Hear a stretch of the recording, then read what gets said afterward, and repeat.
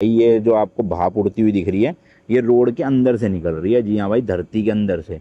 तो इसलिए इसको कहते हैं कि नर्क या हेल सिटी। तो ये जो बेपू सिटी है ना भाई, आप इस तरह से समझ लो कि एक बहुत ही बड़ा पतीला है गर्म पानी का, उबलते हुए पानी का, जो 100 डिग्री सेल्सियस पे उबल रहा है। और उस पतीले के ऊपर ये पूरी सिटी बसी हुई है। इसके एक तरफ तो देखो वहाँ पे माउंटेन है, और नीचे जब आप आते जाओगे तो एक तरफ उस तरफ मतलब समुद्र है। ये देखना भाई, लिटरली इतनी थिक स्टीम है, ये देखो। मेरे को तो पूरे बादल ही लग रहे हैं भाई रोड पे चलते चलते। ये देखो भाई, एंटर करते ही तो इस चीज़ की वजह से इसको जिगोकू यानी कि हेल, या फिर हिंदी में कहे तो नर्क बोला जाता है। ये देखो भाई, कितने सारे मगरमच्छ है भाई अंदर। ओए होए होए, अरे भैया इस क्रोकोडाइल को गुस्सा आ गया, एकदम से उछल के आया पानी में से। ये देखो, उरे उरे लड़ाई हो गई दोनों की। ओ भाई, नर्क में जाके ऐसे उबलते हुए पानी में इंसानों को वो करा जाता है। तो भाई ये समझ लो नर्क का वो बड़ा सा पोंड ही है, जिसमें 98 डिग्री सेल्सियस पे नेचुरल वाटर जमीन के अंदर से निकल रहा है भाई। मतलब मैंने अपनी जिंदगी में आज तक ऐसा कुछ नहीं देखा।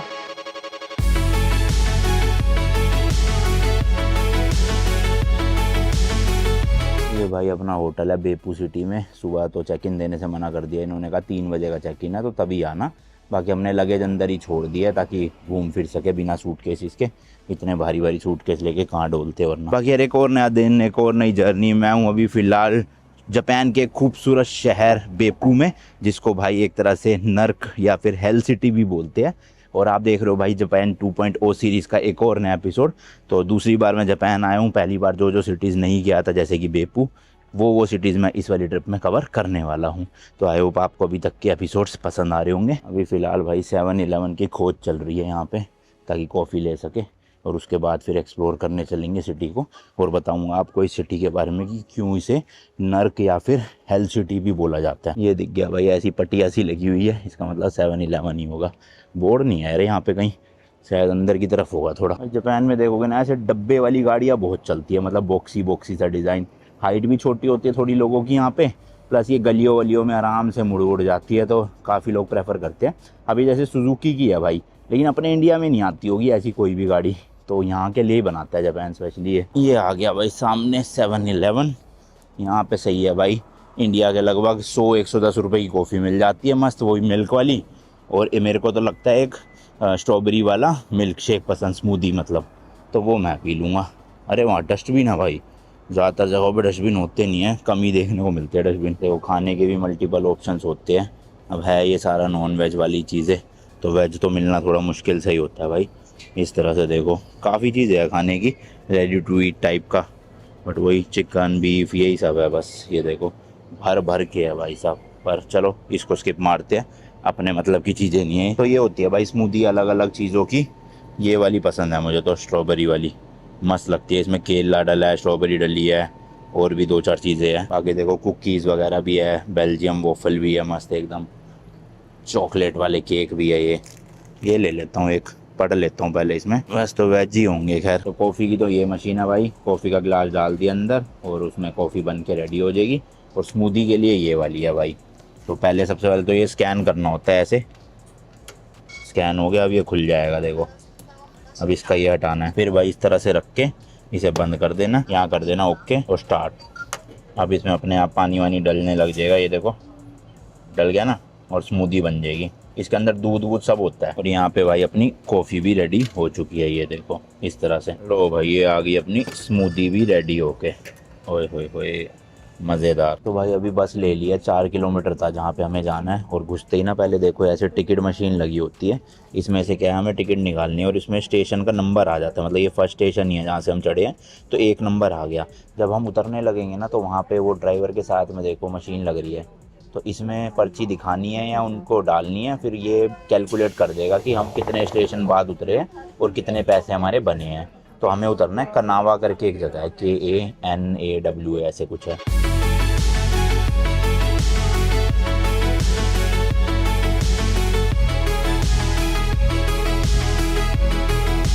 तो भाई ये जो स्क्रीन पे आप नंबर देख रहे हो ना, इससे पता चलेगा आपकी कितनी टिकट बनती है। तो जैसे 1 नंबर मतलब जो फर्स्ट स्टेशन से चढ़ा था जैसे हम लोग, उनके अभी तक 250 येन की टिकट बन चुकी है। जो सेकंड में चढ़ा था उनकी 210 बन चुकी है यहाँ तक की। जो थर्ड से चढ़ा था उसकी 170 बन चुकी है, फिर फोर्थ से भी 170। तो ऐसे ही फिर जहाँ हम उतरेंगे वहाँ देखेंगे कि 1 पे कितना दिखा रहा है, उतने पैसे हमें इस मशीन के अंदर डालने हैं। और अगर हमारे पास एग्जैक्ट चेंज नहीं है तो हम नोट डाल के 1000 का खुले भी ले सकते हैं। तो ये सिस्टम है यहाँ जापान की बसों का भाई। अब ये मेरे को लग रहा है अभी तो 250 हो चुका है, बट ये मैक्स टू मैक्स 280 जाएगा शायद, 280 से ऊपर तो होगी नहीं टिकट। बाकी लेट्स सी, देखते हैं, आपके सामने ही है जो है भाई। मुझे तो लगा था 280 मैक्सिमम होगा, ये तो अब 350 पहुंच गया भाई। और अभी तो 4-5 स्टेशन हो रहा है, ये तो 500 पहुंचा देगा। बताओ 3 किलोमीटर की बस राइड यहाँ पे सोचो 500 या 90 तो बहुत महंगी है। 300 रुपये की टिकट लेके तो आप गुड़गांव से अम्बाला पहुँच जाओगे। ये भाई 3 किलोमीटर के ले लिए इतने ज़्यादा। चलो भाई उतर गए और 390 लगी एक बंदे की टिकट यहाँ पर। और मेरे ख्याल से और ये लास्ट स्टॉप था इस बस का। हम ना एक्चुअल में चढ़ना था हमें 41 नंबर बस पे, बट वहाँ पर एक बस स्टॉप पे यहाँ के लोकल आदमी मिल गए। वो कह रहे हैं इस पे चढ़ जाओ, 2 नंबर पे ये भी जाएगी। अब ये भाई बस अंदर ही अंदर से लेकर आई है, बहुत लंबा रूट था। टाइम का तो इतना फ़र्क पड़ा नहीं, क्योंकि जो 41 नंबर बस थी वो आने 20 मिनट वाली थी बात थी, तो उससे पहले ही हम इससे यहाँ से पहुँच गए। बट इसमें मेरे को लग रहा है किराया ज़्यादा लगा है, उसमें शायद 210 या 220 यन लगता, इसमें 390 लग गया। तो ये तो पता चल गया इस बस का सबसे मैक्सिमम जो वो था अमाउंट वो 390 है। और ये देखो भाई, इसकी बात कर रहा था मैं, यहाँ हर जगह भाई ये जो आपको भाप उड़ती हुई दिख रही है ये रोड के अंदर से निकल रही है। जी हाँ भाई, धरती के अंदर से, तो इसलिए इसको कहते हैं कि नर्क या हेल सिटी। अब इसके पीछे का क्या रीज़न है सब कुछ वो डिटेल में बात करेंगे भाई अच्छे से। और ये खाली एक ही जगह नहीं, पीछे भी देखोगे ना मल्टीपल जगह से निकल रही है भाई, और बहुत गर्म भाप है। इतनी गर्म कि लिटरली यहाँ के लोग जो अपनी वेजिटेबल्स है, अंडे है, पानी है, वो इसी स्टीम को यूज़ करके बॉयल करते हैं। सोचो भाई नेचुरल एक तरह से स्टीमर मिल गया इनको। तो भाई चलते चलते पहले तो इस बेपू सिटी के बारे में थोड़ी सी बात कर लेते हैं। इस सिटी का जो टोटल लैंड एरिया वो है भाई अराउंड 125 स्क्वायर किलोमीटर का, और ये जापान के क्यूशू आइलैंड पे है, जो कि भाई जापान का 3rd लार्जेस्ट आइलैंड है। ये सिटी ना पूरी ऐसे स्लोप में बनी हुई है, ऊपर आप देखोगे ना चढ़ाई चढ़ते हुए है ना, इसके एक तरफ तो देखो वहाँ पे माउंटेन है, और नीचे जब आप आते जाओगे तो एक तरफ उस तरफ मतलब समुद्र है। पॉपुलेशन की बात करें तो भाई अराउंड 1.2 लाख लोग रहते हैं इस पूरी सिटी में। और ये सिटी ना मतलब यहाँ पे एक यूनिवर्सिटी है बहुत फेमस, जिसकी वजह से यहाँ पे इंटरनेशनल क्राउड बहुत है, मतलब बच्चे स्टूडेंट्स जो है वो दूसरी कंट्री से यहाँ पे पढ़ने आते हैं। तो इस सिटी में आप देखोगे यंगस्टर्स की पॉपुलेशन ज़्यादा दिखेगी एज़ कम्पेयर टू थोड़े बूढ़े लोग। वैसे आप जापान देखोगे ना तो जापान में भाई बूढ़े लोगों की पॉपुलेशन बहुत ज़्यादा हो चुकी है इस टाइम पे। अब रीज़न शायद कुछ लोग ये बोलते हैं कि लोग शादियां नहीं कर रहे, बच्चे नहीं हो रहे हैं और ज़्यादा, तो इसलिए ओल्ड वाली पॉपुलेशन बढ़ती जा रही है, यंग जनरेशन कम होती जा रही है। लेकिन इस सिटी में ऐसा नहीं है, इस सिटी में स्टूडेंट्स बहुत है। ये भाई बस स्टॉप का नाम है जहाँ पर हम आए हैं, कनावा डिस्ट्रिक्ट है ये, मतलब सिटी है छोटी सी, देख सकते हो आप। देखो भाई ये सारी स्टीम ना ज़मीन के अंदर से निकल रही है, लेकिन यहाँ पे लोगों ने इंफ्रास्ट्रक्चर ऐसा बना लिया पाइप के थ्रू। अरे भैया ये देखो ना, मुँह पे आई मेरी, इतनी गर्म सी। ये देखो क्या क्या बना रखा है। तो ये ज़मीन में से यहाँ से निकल रही है, फिर इन पाइपों के थ्रू होते हुए जहाँ लोगों को जो यूज़ करना है उसका यूज़ कर रहे हैं। ऐसी देखो वहाँ भी, तो मतलब लिटरली यहाँ आप चलोगे ना ऐसा लगेगा भाई बादलों के बीच में से निकल रहे हो। देखो चारों तरफ भाई भाप ही भाप। किसी को अगर जुकाम वुकाम हो तो भाई शहर में आ जाओ, मस्त भाप ले लेके सही हो जाएगा। मेरे को भी थोड़े से टॉन्सिल फील हो रहे थे कल, तो अच्छा है यहाँ पे स्टीम लेता रहूँगा ना आज तो बेटर फील होगा। ये देखना भाई लिटरली इतनी थिक स्टीम है, ये देखो मेरे को तो पूरे बादल ही लग रहे हैं भाई रोड पे चलते। और ये पूरा रास्ता भाई चढ़ाई का ही है देखो। तो अभी हम एक तरह से वो जो पहाड़ है ना वोल्केनो वाला, उसकी तरफ चढ़ रहे हैं। देख रहे हो पूरा इंफ्रास्ट्रक्चर बना लिया इन्होंने ऐसे पाइप लगा के। होता क्या था ना, पहले जब बिल्कुल ज़मीन के यहाँ से निकलती थी ना भाप, तो लोगों का रहना मुश्किल हो जा रहा था, एकदम से हीट इतनी प्रोड्यूस हो जाती थी यहाँ पे। तो इन्होंने अब थोड़ा सा पाइप लगा के हाइट बढ़ा दी है, ताकि स्टीम ऊपर के ऊपर निकल जाए, इनके घरों के आसपास गर्मी ना क्रिएट करे।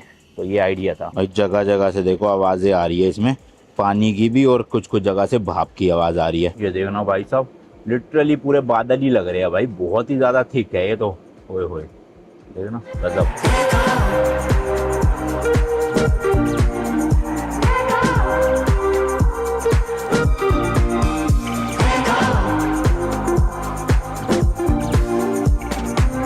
तो ये जो बेपू सिटी है ना भाई, आप इस तरह से समझ लो कि एक बहुत ही बड़ा पतीला है गर्म पानी का, उबलते हुए पानी का, जो 100 डिग्री सेल्सियस पे उबल रहा है। और उस पतीले के ऊपर ये पूरी सिटी बसी हुई है, मतलब ज़मीन के अंदर एक बहुत बड़ा पतीला सा है। और बेपू ना भाई वर्ल्ड की 2nd लार्जेस्ट ऐसी सिटी है जहाँ पे इतने ज़्यादा नंबर ऑफ हॉट स्प्रिंग्स हैं। फर्स्ट पे एक USA की कोई सिटी आती है, बट अगर आप देखोगे रहने लायक जगह जहाँ पे लोग रहते भी है तो वो सबसे नंबर 1 पे बेपू ही आती है। और ये जो पूरी हीट है ना भाई, ये जनरेट हो रही है पास में ही एक माउंटेन है जिसका नाम है टीसुरुमी माउंटेन। ये बेसिकली एक वोल्केनो भी है जो कि भाई जो अंडरग्राउंड वाटर है ना उसको गर्म करता रहता है और ये 100 डिग्री तक गर्म हो जाता है और इसलिए इतना ज्यादा प्रेशर बन जाता है जमीन के अंदर कि ये जो स्टीम है ना भाई ऐसे जहां से भी जगह मिलती है वेंट से, दरारों से, कहीं से भी निकलना शुरू हो जाती है। तो इसलिए यहाँ पे ना भाई ऐसा इंफ्रास्ट्रक्चर बनाया हुआ है कि अंडरग्राउंड पाइप बिछा दिए, टनल्स बना दिए, वेंट बना दिए, जिसकी वजह से ये जो प्रेशर बन रहा है ना जमीन के अंदर ये बाहर निकल सके, वरना तो भाई इतना प्रेशर से जमीन ही फट सकती है। तो ये जगह जगहों पे लगे हुए हैं वेंट हर जगह जहाँ से भाप निकल रही है और कुछ लोगों ने अपने घरों में, रेस्टोरेंट्स में पाइप लगा लगा के निकाल दी है जिससे वो अपना खाना भी बॉईल कर लेते हैं। और इस पूरे एरिया में ना भाई 500 से भी ज्यादा हॉट स्प्रिंग्स है जहां पर आप जाके नहा सकते हो, गर्म पानी के छोटे छोटे वो बने हुए हैं। कुछ पेड है, कुछ पब्लिक वाले बात भी है फ्री, बट मुझे ऐसा लग रहा है कि भाई जो पब्लिक वाले होंगे उनमें जापानीज वही वाला कल्चर होगा कि आपको फुल कपड़े उतार के नहाना पड़ेगा नेकेड। तो हमें तो बहुत शर्म आती है भाई, यहाँ का कल्चर में है ये चीज़। जैसे कल हम जिस क्रूज़ से आए हैं उस क्रूज़ में भी एक ऐसी ग्रैंड बात करके था जहाँ पे मतलब आदमियों का अलग होता है, औरतों का अलग होता है और सब लोग एक साथ बैठ के नहाते हैं। मतलब आदमी आदमी अलग नहाते हैं और कपड़े कुछ भी नहीं पहनने होते, इवन आप अंडरवेयर भी नहीं पहन सकते वहाँ नहाने के लिए।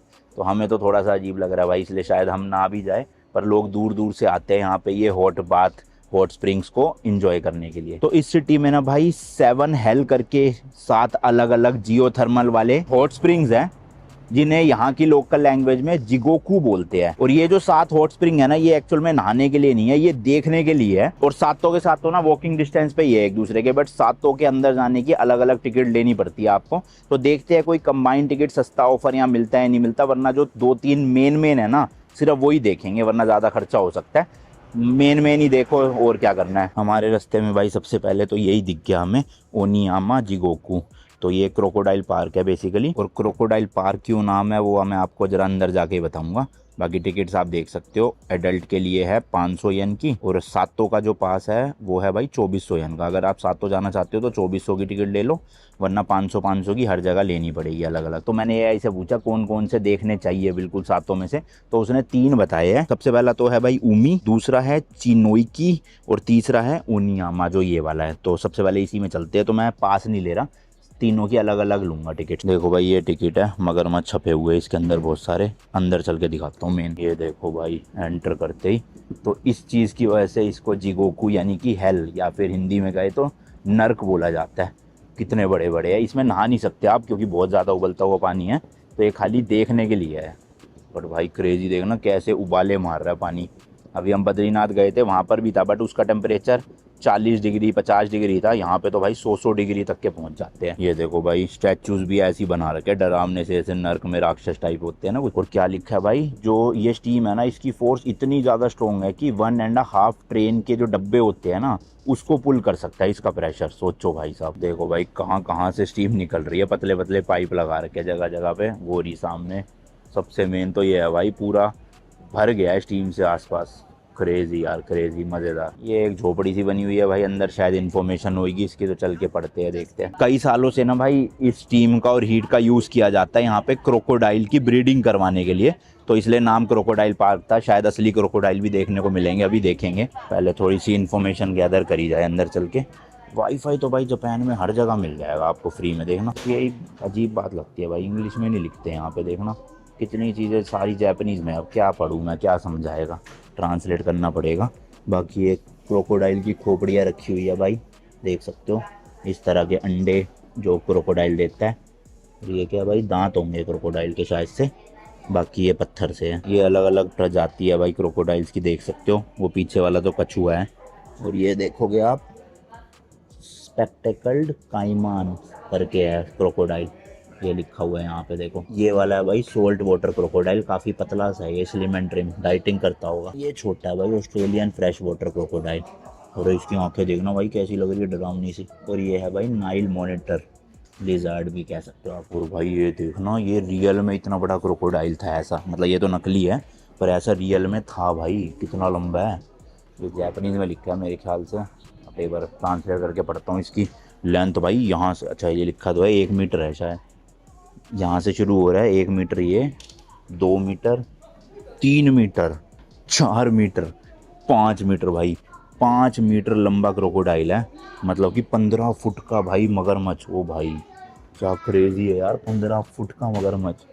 यार ये रियल तो नहीं है कहीं इसको प्रिजर्व करके रखा हो, रियल हो, पढ़ना पड़ेगा इसे। और भाई ये मगरमच्छ ना 1923 में पैदा हुआ था, और जब ये 3 महीने का था ना तब से भाई यहीं पे इसी हेल में इसको पाला गया है।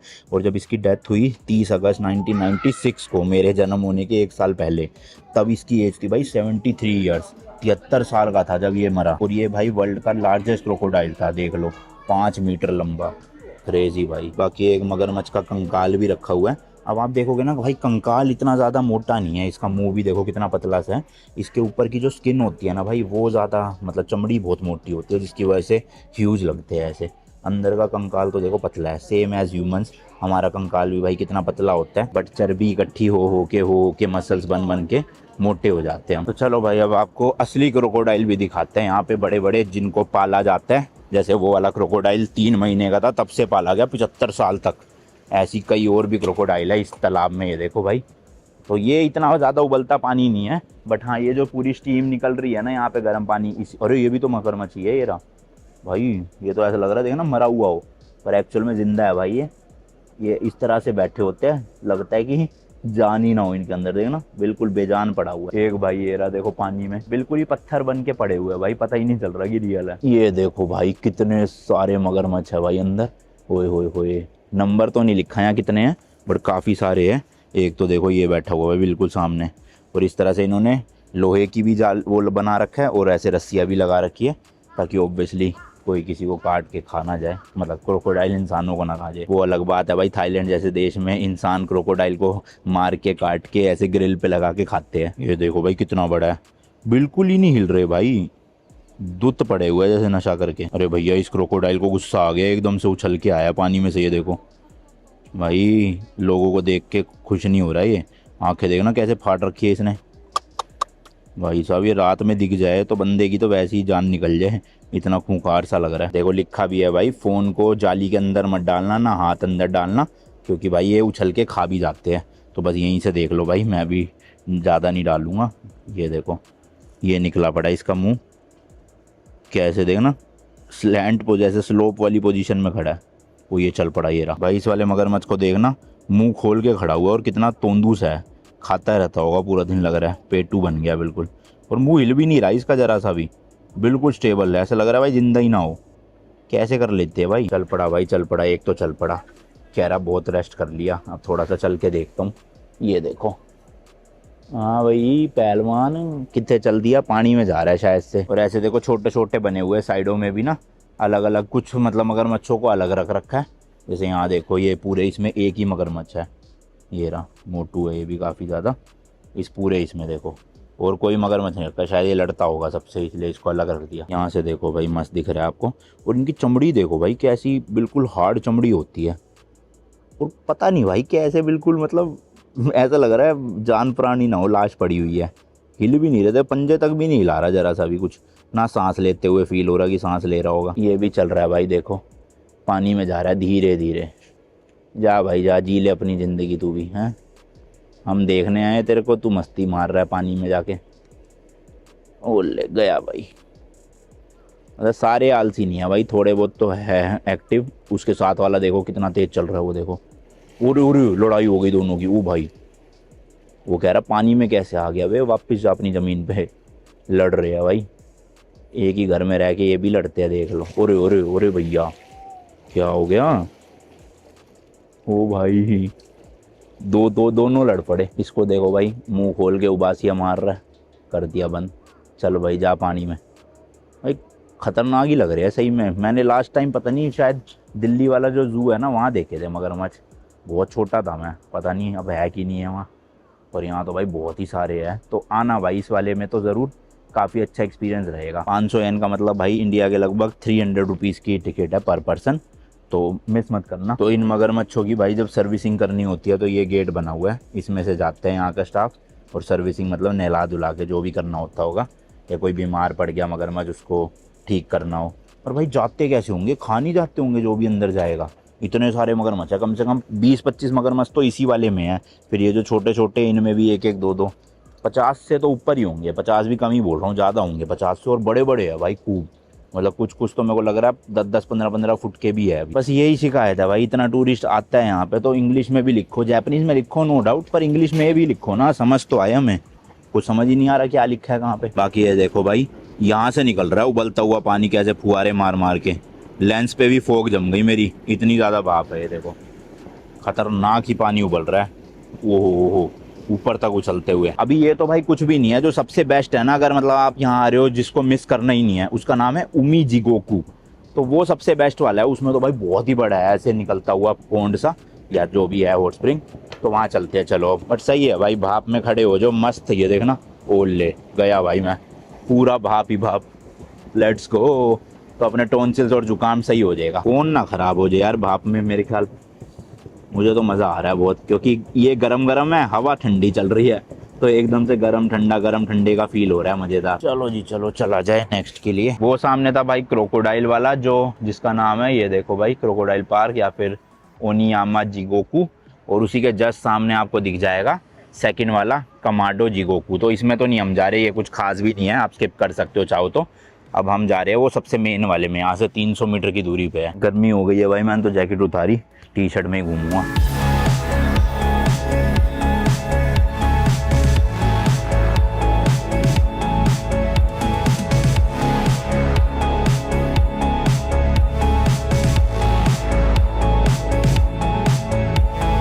ये आ गया भाई सामने उमी जिगोकू। तो यहाँ जाना है, इसकी भी टिकट शायद 500 की होगी। और इसी के जस्ट सामने भाई इंडिया का फ्लैग दिखा मुझे, तो इंडियन रेस्टोरेंट भी है, नाम है अवतार इंडियन रेस्टोरेंट, सेकंड फ्लोर पे। चलो अभी तो 11 ही बजे है, भूख है भी नहीं इतनी, आराम से 1-1:30 बजे के आसपास खाएंगे। देखना भाई बाइकर कितने सारे आए हुए हैं। और ये पहुँच गया सामने, हम यहाँ से टिकट खरीदनी होगी और चलते हैं। इसी के जस्ट साथ में वो वाला देखो, उनिशी बोजू जिगोकू। तो यहाँ भी नहीं जा रहे हम, इस वाले को भी स्किप करना है, इस वाले में जाना है। लेकिन ये ले लिया भाई, 500 येन की मिली है, यहाँ से एंट्री है अपनी। हेलो चलो जी, ये सबसे बड़े वाला है यहाँ का, और सबसे फेमस भी है। मतलब ये तो देखना ही देखना आके भाई, बिल्कुल। देखो भाई इस तरह से बना रखे, शायद से ना फुट के लिए है, मतलब फुट मसाज टाइप की करने के लिए। इस पे आके बैठ जाओ, पैर यहाँ रखो, और स्टीम से आपके मस्त फुट मसाज मिलेगी, रिलैक्स हो जाती है बॉडी। नहीं भाई, मैंने अभी ये ट्रांसलेट करके देखा, इसमें लिखा है कि 98 डिग्रीज टेम्परेचर है स्टीम का, please don't touch it dangerous. मेरे ख्याल इसलिए इन्होंने चैन भी लगा रखी है, पर होगा इसी कॉन्सेप्ट के लिए शायद से, जहाँ तक मुझे लग रहा है। या हो सकता है कुछ पकाने के लिए होता हो।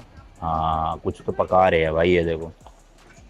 अच्छा ये देखो, कुछ तो पक रहा है इसके अंदर। तो ऐसे भाई कुकिंग होती है स्टीम का यूज़ करके, ऐसे स्टीम गिर रही है, निकल रही है, और उसके ऊपर जो है ये पता नहीं क्या पका रहे हैं, अब ये तो नहीं मुझे पता, पर कुछ तो पक रहा है। ले गए देखो पका हुआ है ना मस्त। तो आप मेरे ख्याल यहाँ पे ले भी सकते हो, कैफेटेरिया बना हुआ है। तो मेरे को लगा फुट मसाज ही है, फुट मसाज भी होती है क्योंकि स्टीम में कई जगहों पे, पर ये वाला कुकिंग के लिए है भाई। 98 डिग्री सेल्सियस की हीट में हुए। एंट्री में भाई एक ये छोटा सा पॉन्ड सा बना हुआ है, पत्ते वत्ते फूल लगे हुए हैं, वहाँ पे छोटा सा वाटरफॉल है। मतलब प्रॉपर टूरिस्ट वाली एक अट्रैक्शन बना रखी है इसको, तो बहुत बड़े एरिया में है, क्योंकि पीछे देखो पेड़ ही पेड़ माउंटेन में, और इस तरह का ब्रिज क्रॉस करके आगे जाना है। यहाँ भी है देखो तालाब कितना बड़ा। सोचो इसमें मगरमच्छ छोड़ दे अगर ये असली, फिर तो बाहर आ जाएंगे यार, है ना, खतरनाक हो जाएगा थोड़ा सीन। तो इस तरह की छोटी सी ट्रैक करके जाना है, मेरे ख्याल वो है जहाँ पे निकल रहा है धुआं सा। बाकी भाई वॉशरूम तो जगह जगह पे बने हुए, हर जगह साफ़ सुथरे, बिल्कुल जापान है क्योंकि ये मज़ेदार। तो एक ये भाई दुकान है, और यहाँ लिखा है दुकान के बाद आएगा वो मेन पार्ट, लिखा है ना, is located past the shop. तो चलो यहाँ से चलते हैं अंदर ज़रा। कई चीज़ है दुकान के बीच में से रास्ता निकालना मार्केटिंग के लिए, बंदा अंदर घुसेगा, कुछ कुछ देखेगा, कुछ अच्छा लगेगा तो ख़रीद ही लेगा, है ना। बट चलो हमें कुछ नहीं लेना, हम सीधा चलते हैं जो देखने आए हैं मेन। नहीं यार वैसे मेरे को फ्रिज मैग्नेट तो लेने हैं यहाँ का, तो फ्रिज मैग्नेट दिख गए अपने को। देखा, मैं यही कह रहा था, इंसान कुछ ना कुछ ले ही लेता अंदर आके। अब मेरे को भी फ्रिज मैग्नेट लेना ही था, तो मैंने कहा ले लेते हैं। बेपू लिखा हुआ मिला नहीं कोई ढंग का, तो अभी स्किप मार दिया, आगे कहीं से देख लूँगा। लो जी लो, ये पहुँच गए भाई, देख सकते हो सबसे फेमस जिगोकू या फिर हेल एक तरह से। ये भाई बेसिकली फेमस है अपने साइज़ की वजह से, क्योंकि आप देखोगे साइज़ भाई कितना बड़ा है, मतलब उस वाले से तो बहुत बड़ा है। और दूसरा फेमस है अपने ब्लू कलर के पानी की वजह से। अभी आपको पानी लग रहा होगा भाई साफ़ सुथरा पौंड का पानी है, बट एक्चुअल में ये 98 डिग्रीज उबलता हुआ खोलता हुआ पानी है। तो हमने वो सुना ना कि भाई नर्क में जाके ऐसे उबलते हुए पानी में इंसानों को वो करा जाता है, तो भाई ये समझ लो नर्क का वो बड़ा सा पोंड ही है जिसमें 98 डिग्री सेल्सियस पे नेचुरल वाटर ज़मीन के अंदर से निकल रहा है भाई। मतलब मैंने अपनी ज़िंदगी में आज तक ऐसा कुछ नहीं देखा। रियलिटी में जब आप आओगे ना यहाँ पे आपको लगेगा कि हाँ नर्क में आ गए हो। खूबसूरती भाई स्वर्ग लगेगा चारों तरफ से, लेकिन ऐसी ऐसी चीज़ें देख के लगेगा, सही कहते थे पहले के लोग कि नर्क है भाई यहाँ पे रहना। हालांकि अब तो खैर टूरिस्टी साइड बन चुकी है। इवन ये भी भाई लकड़ी के है, तब भी इतने ज़्यादा गर्म हो रखे हैं। सोचो कि अगर ये मेटल के होते तो खोल रहे होते बिल्कुल उबलते हुए, इसलिए लकड़ी यूज़ करी है। और बीच बीच में भाई स्टीम हवा के साथ कभी उधर जा रही है कभी इधर आ रही है। अभी देखना अचानक से इधर की तरफ आएगी ना पूरा भाई। अभी तो देखो साफ दिख रहा है, ये आ गई भाई।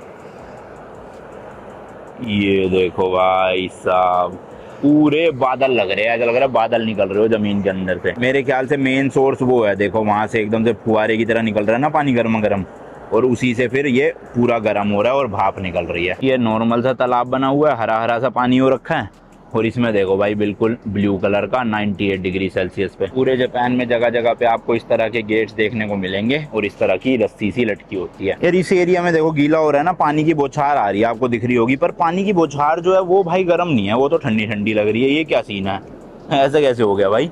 अगर निकल रहा है तो पूरा ही गर्म निकलना चाहिए है, छींटे ठंडी निकल रही है भाई। अलग ही फिनोमिना है, देखना ओए होए पूरे भाई बादलों में घुस चुका हूँ मैं, मतलब स्टीम में। भाई जापान जैसे कि देशों में ना आदमी की लाइफ की इतनी ज़्यादा वैल्यू है कि जैसे रोड पे कंस्ट्रक्शन होती है तो दूर से ही बैरिकेडिंग शुरू हो जाती है कि एक्सीडेंट ना हो जाए। या यहाँ पे देखो हल्का सा पानी है तो इन्होंने बोर्ड लगा दिया वेट फ्लोर का कि कोई फिसल के गिर ना जाए। अमेरिका में तो चलो समझ भी आता है, वहाँ पे लोग सू कर देते हैं एक दूसरे को, मतलब केस कर देते हैं जरा जरा सी बातों पे। तो वहाँ तो ये बोर्ड वोर्ड लगाना नेसेसरी हो जाता है कि कोई गिर गया तो इनकी जान पे आ जाएगी बात, फिर केस लड़ो $1 मिलियन के कई। लेकिन जापान में मेरे को नहीं लगता सू वगैरह करते होंगे इतना कुछ, पर फिर भी यहाँ पे इंसान की जान की काफ़ी वैल्यू है देखा जाए। ओ इसके अंदर देखो भाई क्या तगड़ा फुहारा निकल रहा है, एक ना ये पत्थर का बना रखा है ताकि बाहर ना आए पानी। क्रेजी भाई क्रेजी, ओए होए। चलो बस इतना ही था, 5-10 मिनट टाइम स्पेंड करके निकलते हैं। टिकट महंगी लगी भाई मुझे यहाँ, हर उसकी 500 येन की देखा जाए, या पास भी लोगे तब भी भाई 2200 या 2400 येन जो भी था, महंगा लगा मुझे। तीसरा हेल जो है जहाँ पे जाना है उसका नाम है भाई चिनोइकी जिगोकू। यहाँ से काफ़ी दूर है यार, ये पैदल में तो 2.9 किलोमीटर, इतना तो नहीं चला जाएगा, वैसे ही पहाड़ी इलाका है तो बस लेनी पड़ेगी। 16 नंबर बस 17 मिनट में पहुंचा देगी। तो मैं सोच रहा हूँ भाई वहाँ पे जाने से पहले खाना खा लेते, क्योंकि रेस्टोरेंट जस्ट सामने ही है, फिर वहाँ आसपास मिले ना मिले। और उसके बाद एक रोप वे भी चलती है जो मैं आपको बता रहा था ना, पहाड़ है ऊपर जहाँ, मतलब जिसकी वजह से ये पूरा सिटी ऐसे स्टीम बना रही है, तो उस पहाड़ तक भी एक रोप वे चलती है। वो रोप वे भी लेके टॉप पे जाएंगे बिल्कुल, क्योंकि भाई इस सिटी में यही सब चीज़ें हैं करने की, बस मेनली लोग इसी के लिए आते हैं, स्पेशली नहाने के लिए आते हैं भाई ऑनसेन में। तो अभी थोड़ा सा मैं आपको समझाता हूँ उसका भी। हम तो नहाने नहीं वाले हैं, लेकिन आपको इन्फॉर्मेशन दे देता हूँ क्या प्राइजेज़ है, कैसे कैसे ऑप्शन है, वो सब डिटेल पता चल जाएगी आपको। भाई जो वहाँ पे वो पका रहे थे ना, यहाँ मिल रहा है 600 येन में। है क्या चीज़ ये नहीं पता, पर ऐसा कुछ है भाई। जापान की कैरावैन देखना कितनी छोटी छोटी सी होती है, मतलब वैसे तो बड़ी है गाड़ी से देखा जाए, पर वैसे कैरावैन जो चलती है वो उनसे तो बहुत छोटी है। तो भाई यहाँ पे सीन क्या है ना, ये जितने भी ऐसे पब्लिक बात वाले एरिया है वहाँ पे अगर आपकी बॉडी में कोई भी टैटू है ना तो आपको अलाउ नहीं करते। इवन कुछ क्लब्स में, कुछ होटल्स में भी टैटू वाले लोगों को अलाउ नहीं करते हैं। उसके पीछे रीज़न है यहाँ की यकूज़ा गैंग। यहाँ पे एक गैंग चलती है, माफिया गैंग समझ लो आप। तो उनके जो गैंग मेंबर्स हैं ना वो अपने शरीर पे टैटू करवा के रखते हैं। तो इसी रीज़न की वजह से टैटू वाले लोगों को ना मतलब एंट्री नहीं मिलती बहुत जगहों पे। और वैसे भी जापान में ऐसा मतलब थोड़ा बुरा माना जाता है कि अगर किसी की बॉडी पे टैटू है तो अच्छा सिंबल नहीं होता वो। तो अगर आपके भी बॉडी पे टैटू है एज अ फॉरेनर तो आप किसी पब्लिक बात में नहीं जा सकते जहाँ पे बहुत सारे लोग होते हैं। उस केस में आपको अपने लिए प्राइवेट वाला बुक करना पड़ेगा, जो स्पेशली सिंगल या फिर मतलब एज अ कपल आ रहे हो उनके लिए प्राइवेट होता है। उसके अंदर और कोई नहीं होगा, सिर्फ आप 2 ही लोग होंगे। तो उसमें आपकी बॉडी पे टैटू है भी तो कोई दिक्कत नहीं है भाई, अलाउड रहता है। बट अभी प्रॉब्लम क्या है ना भाई, यहाँ पे हो रही है गर्मी बहुत ज़्यादा, और गर्मी में इतनी गर्म पानी में बैठना भैया मेरे तो मतलब दिल नहीं मान रहा है। वैसे अगर आप चाहो तो कर सकते हो, 2000, 2500, 3000 येन में आपको प्राइवेट वाला मिल जाता है। और जो पब्लिक वाले कुछ मेरे ख्याल फ्री भी है और कुछ काफ़ी सस्ते वाले भी है, तो आपकी चॉइस है। बड़ा ही खाली खाली सा शहर है, ज़्यादा गाड़ियाँ वाड़ियाँ हैं नहीं। देखो इंफ्रास्ट्रक्चर काफ़ी बढ़िया है, रोड वगैरह काफ़ी अच्छी है, पर इतनी गाड़ियों नहीं है यहाँ पे। ओ मैकडी भी है, वाओ मैन, ये रहा बरिस्ता। ये पहुँच गए भाई इंडियन रेस्टोरेंट, होपफुली खुला हो। ये 2nd फ्लोर पे जाना है हमें। वो है सामने वाली बिल्डिंग में। देखो गणेश जी भी बना रखे हैं इन्होंने। टाइमिंग है भाई सुबह 11 बजे से रात को 10:30 बजे तक। भाई मेरे ख्याल इनके पास बुफे वाला सिस्टम भी है, बट ठीक है चलो, हम तो ऑर्डर करके ही खाएंगे जो लेना होगा। गर्मी सी कर रखी है, एसी बोलना पड़ेगा चलाए। भाई नान वान तो सब है और सस्ता ही है देखा जाए ओसाका से भी। प्लेन नान 360 येन का है, गार्लिक नान 560 येन। बाकी सब्जी में देखोगे चिकन विकन ज़्यादा दिख रहा है भाई मेरे को। वेज करी है बस एक, और क्या है, मशरूम करी है, दाल करी है और पालक की सब्जी भी है। पनीर नहीं दिख रहा कहीं भी। भाई एक तो आते ही पहले वेज मोमोज मंगवा लिए, 8 पीस आए हैं देख लो, और साथ में चटनी भी है। ये आ गया भाई अपना खाना, साथ में प्याज और बटर नान। चलो जी 5 मिनट की वॉक है अब यहाँ से बस स्टॉप के लिए।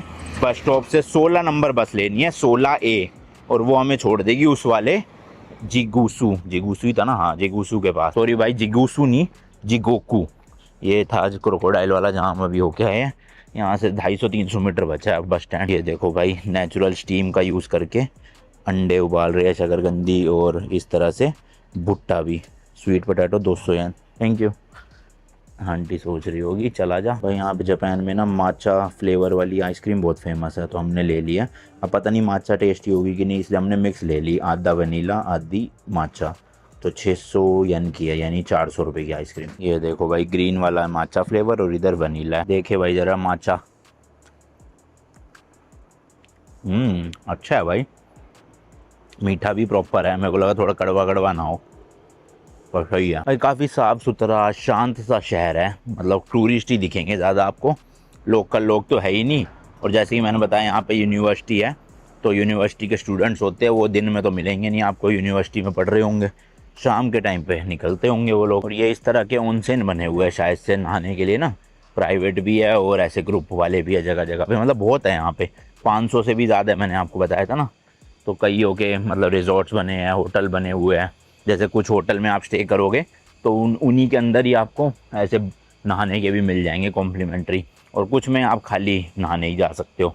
तो डिपेंड करता है कितना पैसा आप खर्चना चाहते हो उस हिसाब से। ये तो भाई कनावा का बस स्टॉप आ गया, बेपू स्टेशन, यानी हमारा जहाँ होटल है वहाँ जाने के लिए। बट हमें इससे नहीं जाना, हमें थोड़ा सा आगे जाना है, वो वहाँ पे कहीं पे है एक बस स्टॉप, वहाँ से मिलेगी बस। मेरे ख्याल यही वाला है भाई, यहीं पे हमें छोड़ के भी गई थी बस, और इसी से बस लेनी है। और कहाँ तक के लिए लेनी है, ये जो जिगोकू का नाम है वहीं तक के लिए 7 स्टॉप है, 6 मिनट। और इसमें देखो टिकट के प्राइस भी आ जाएंगे, 220 येन लगेगी टिकट, 13 मिनट में पहुँच जाएगी।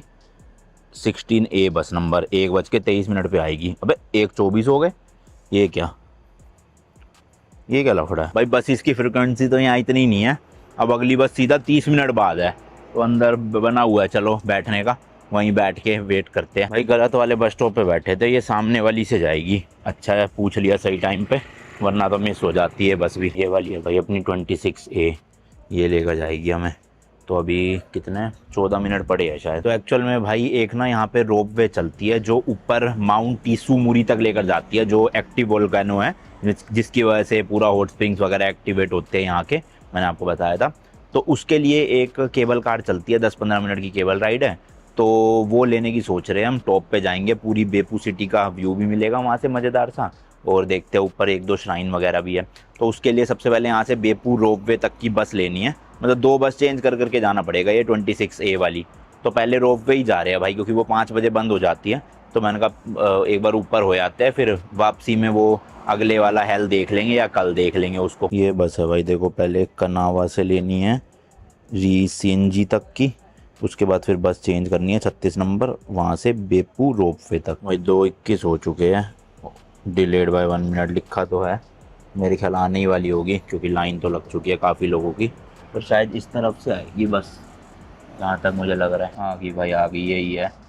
चलो जी लेट्स गो। खाली पड़ी है बस तो पूरी। यहाँ भी वही सेम पर्ची ले लेनी है भाई नंबर की, 4 नंबर। इस तरह की बस है भाई, इसमें तो 9 स्टॉप आगे जाना है हमें, मतलब 11 मिनट की है, फिर चेंज करनी है अगली। चलो भाई फर्स्ट स्टॉप तो आ गया अपना, अब 13 मिनट वेट करना है अपने को। तो ये है बस स्टॉप रीसिंजी करके। तो अभी भाई ऑपोजिट वाले बस स्टॉप पे जाना है, मेरे ख्याल वो है ना शेल्टर सा लग रहा है वहाँ पे, वहाँ से मिलेगी अपने को दूसरी बस।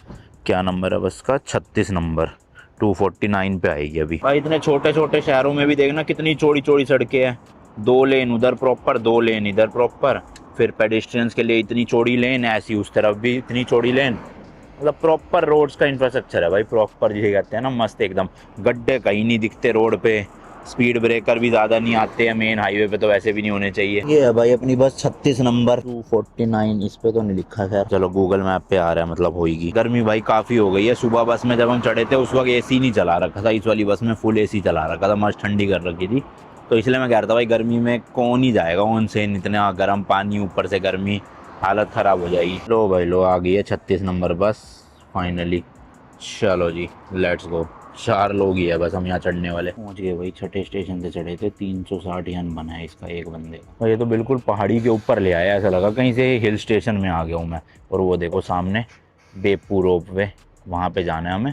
और वो जो रस्सियाँ दिख रही है आपको, वो रस्सी ऊपर ले जाएगी हमें, वो माउंटेन के टॉप पे देखो वहाँ पर। ओ भाई साहब काफ़ी दूर है ये तो भाई, मस्त व्यू आएगा। और वापसी की बस अपने को यहाँ वाले बस स्टेशन से मिलेगी। तो चलो भाई चढ़ चढ़ के जाते हैं ऊपर तक और टिकट खरीदते हैं।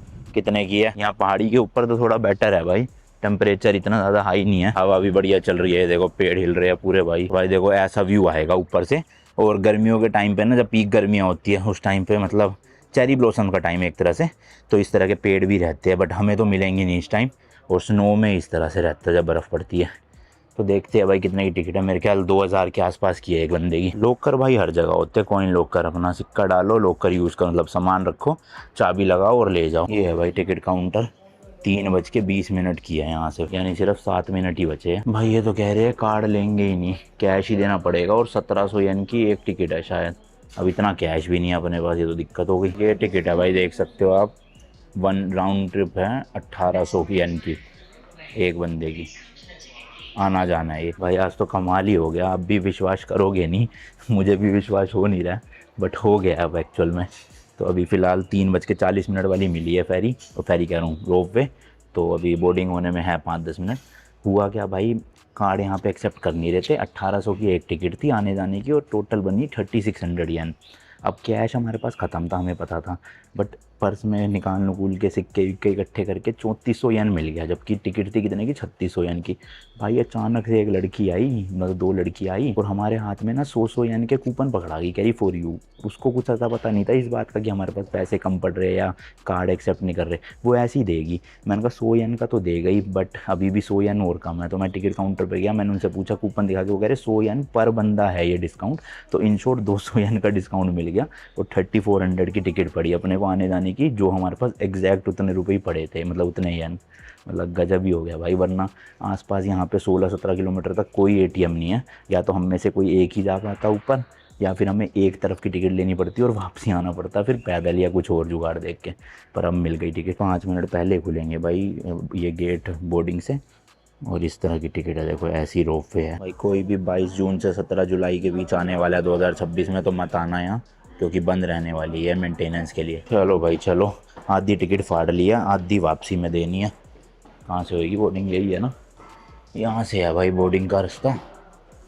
ये देखो भाई इस तरह की है, और ऐसा गूगल पे लिखा 100 लोग आ जाते हैं इस एक उसमें। इतनी बड़ी भी नहीं लग रही भाई, 100 लोग घुस जाएंगे। हेलो, तो अच्छी सी जगह ले लेते हैं भाई किनारे की, ताकि बढ़िया नज़ारे ले सके ऊपर चढ़ने के। यहाँ बैठते हैं चलो। तो भाई आगे की तरफ बैठ गया मैं तो, ताकि ऊपर के नज़ारे मिले, और वापसी में जब उतरूँगा ना तो पीछे की साइड बैठूँगा उधर, ताकि नीचे के नज़ारे मिले। तो अभी के लिए फ़िलहाल यहाँ से देखते रहना ऊपर। अभी ये सर्दियों में भाई पूरा पेड़ बर्फ़ से ढक जाते हैं, बट अभी के लिए फ़िलहाल हरे भरे हो रखे हैं।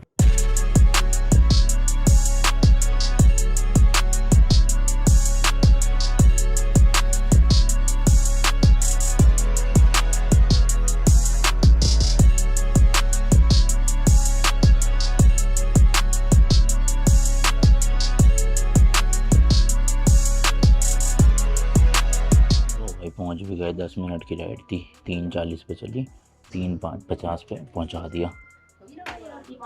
लेट्स गो जी लेट्स गो। और वापसी की लास्ट ये बता रहे हैं 5:30 पे है, तो बहुत टाइम है अपने पास आराम से। ये ऊपर वाला स्टेशन है भाई, वेंडिंग मशीन लगी हुई है इस तरह से, देखो सोवेनिर्स वगैरह मिल रहे हैं। ये जाने के लिए रेडी होंगे लोग। चलो हम ज़रा बाहर की तरफ चलते हैं। ये देखो भाई यहाँ से नज़ारे होए सारी पहाड़ियाँ ग्रीन ग्रीन ग्रीन दिख रही है। हालांकि बिल्कुल क्लियर वेदर नहीं है, थोड़ा धुंधला धुंधला सपन है देखो, है ना, और फिर भी ठीक ठाक सा दिख रहा है भाई यहाँ से। वो शहर है सामने, कितने छोटे छोटे घर लग रहे हैं भाई। अराउंड भाई 1300 मीटर की हाइट पे है। जहाँ से रोपवे चली थी वो 500 मीटर की हाइट पे था, यानी 1500 फुट पे, और 800 मीटर की ये पूरी रोपवे थी, तो टोटल 1300 मीटर की हाइट पे आ गए। अराउंड 4000 फीट की हाइट लगा लो। और अभी भी भाई इस पहाड़ का जो टॉप पॉइंट है ना, समिट पॉइंट, वो 75 मीटर की हाइट और है। मतलब 75 मीटर डिस्टेंस नहीं, 75 मीटर हाइट। लगभग 10 से 15 मिनट की वॉक करके मतलब जाना पड़ेगा। इजी वॉक है, चलते हैं भाई बिल्कुल टॉप पे। तो अराउंड ये जो पूरा माउंटेन है 1375 मीटर है टॉल। और एक्टिव वोल्केनो, जैसे कि मैंने बताया, इसी माउंटेन की वजह से जितने भी नीचे हॉट स्प्रिंग्स है वो काम करते हैं, क्योंकि यही माउंटेन की हीट जो है वो अंडरग्राउंड वाटर को गर्म करती है, और इतना गर्म कि 100 डिग्री तक पहुंचा देती है। ये देखो भाई, ये रोपवे वाली बिल्डिंग के भी आप टॉप पे जा सकते हो ऊपर, वहाँ से और तगड़ा नज़ारा मिलेगा। ये सीढ़ियाँ लगी है, बट इसको छोड़ो भाई, बिल्कुल टॉप पे चलते हैं पहाड़ के, वहाँ से तो गजब ही दिखने वाला है। तो भाई उस तरफ से पूरे पेड़ है, ऐसे जंगल टाइप का व्यू था। और मेरे ख्याल से ये जो सामने दूरबीन से है, यहाँ से सिटी का व्यू दिखेगा। और इस दूरबीन में भाई 100 यान डालने पड़ते हैं, तब आप देख सकते हो, फ्री का नहीं है। ये देखो भाई, ये छोटे छोटे वाइट वाइट डॉट दिख रहे हैं, एक्चुअल में भाई घर है सारे। कितनी ऊंचाई पे सोचो, और ये पूरा समुद्र है एकदम मस्त। मैंने बताया था ना, एक तरफ पहाड़ है इस सिटी के और एक तरफ समुद्र। तो पहाड़ पे हम खड़े हैं और उसके सिटी के दूसरी तरफ पूरा समुद्र है। ये देखो भाई, इन्हें याद नहीं आ रहा मुझे क्या बोलते, हाँ तोरी तोरी गेट्स बोलते थे इन्हें। हर जगह मिलेंगे आपको जापान में ना ये। तो छोटी छोटी देखो श्राइन बनी हुई है वर्कशिप करने के लिए यहाँ पे। तो अभी फ़िलहाल ये स्किप करके आगे चलते हैं ट्रैकिंग की तरफ। 10 मिनट के आसपास लगना चाहिए टॉप पे जाने में, और हम एक माउंटेन के समिट पे पहुँच जाएंगे। सोचो, मैं देख रहा हूँ ऐसे पतले पतले रास्ते निकल रहे हैं बिल्कुल, ऐसे रास्तों से ही ऊपर जाना है ट्रैक करके। ये क्या बंद कर रखा है क्या रास्ता? नहीं, मेरे हिसाब से तो बंद कर रखा है ट्रैकिंग का। ये देखो रस्सियाँ लगा रखी है, आगे रास्ता तो है पर बंद क्यों करा इन्होंने? और कोई रास्ता दिख नहीं रहा। छोड़ो फिर, यहीं से लेते हैं नज़ारे, क्या करना ऊपर। भाई नज़ारे तो बढ़िया आ रहे हैं यहाँ से। वही है, अगर वेदर बिल्कुल मतलब आसमान क्लियर होता ना तो और ज़्यादा मज़े आ जाते, पर अभी थोड़ा थोड़ा धुंधलापन है ये देखो। बट ओवरऑल अच्छा है काफ़ी। यहाँ ऊपर टेम्परेचर थोड़ा ठंडा हो रहा है भाई, हवा भी चल रही है ना, तो ठंड सी लग रही है। नीचे तो बहुत गर्मी हो चुकी थी। एक ये लेक है देखो बीच में भाई, क्या मस्त लग रही है, ब्लू ब्लू। और उधर की तरफ वो पूरी सिटी है। चलो इतना ही था बस यहाँ। चलो जी, वापस चलने का टाइम आ गया है, और अभी नीचे उतर के सीधा होटल ही जाएंगे भाई, क्योंकि सुबह से निकले पड़े हैं, शाम को 5 बजने वाले हैं। जो एक हेल रह गया था वो कल एक्सप्लोर करेंगे, और फिर उसके बाद ट्रेन लेके निकल जाएंगे नागासाकी के लिए। फ्रिज मैग्नेट मिल गई अपने को भाई, 440 येन की है। इस तरह से देखो, थर्मामीटर ही बना हुआ, नकली होगा ऑब्वियसली। और ये बेपू की रोपवे भी है भाई। यहाँ तो कार्ड चल गया, चलो शुक्र है, वरना तो कैश बचा ही नहीं था। अभी एक और समस्या भाई, नीचे तक तो चले जाएंगे, लेकिन रोपवे वाले स्टेशन से लेके अपने होटल तक बस में कैसे जाएंगे? उसके लिए भी तो कैश चाहिए। पर मुझे जहाँ तक याद है उस बस में कार्ड भी टैप कर सकते थे आप, क्रेडिट कार्ड डेबिट कार्ड। तो देखेंगे भाई। ये देखो भाई, छोटी छोटी साइकिलें मिल रही है। ये देखो भाई, मगरमच्छ का अंडा भी मिल रहा है, शायद नकली होगा ऑब्वियसली। चलो जी, 4:40 वाली पे जा रहे हैं हम नीचे, और लास्ट जाती है यहाँ से 5:30 बजे, जैसे कि मैंने बताया। अब नीचे उतरते वक्त शायद से और अच्छे नज़ारे आएंगे, लेट्स सी बाकी। और मेरे ख्याल ऊपर आने की लास्ट 5 बजे की है शायद से, ताकि आधा घंटा तो मिले बंदे को। तो इस हिसाब से चलता है सीन। यहाँ खड़े होंगे भाई, ताकि बढ़िया नज़ारे ले सके नीचे के।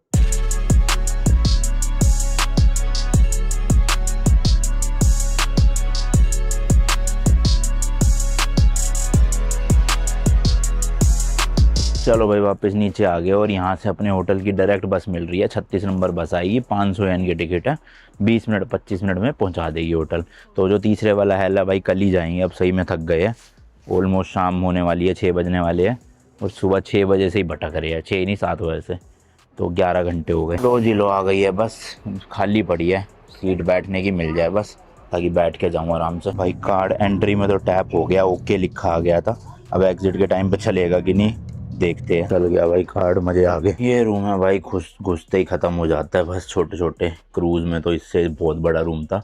एक डबल बेड है, टेबल है, फ्रिज है, ये भाई एक शीशा दे रखा है। और क्या, एसी कहाँ है? अरे भाई एसी नहीं है क्या? ये एसी है ना पक्का, बिना एसी के तो गुजारा नहीं है यहाँ। मेरे ख्याल एसी है शायद, वहाँ पैनल तो दे रखा है, ये रहा। बाकी ये बाथरूम है भाई, टॉयलेट सीट वही एज यूजुअल, जेट स्प्रे वाली। इधर नहाने का है, वॉश बेसिन है बस। पता है कितने का है ये? 4800 इंडियन रुपीज़। जस्ट इमेजिन, ये पिद्दू भर सा कमरा। जो घुसते ही ख़त्म हो जाते हैं।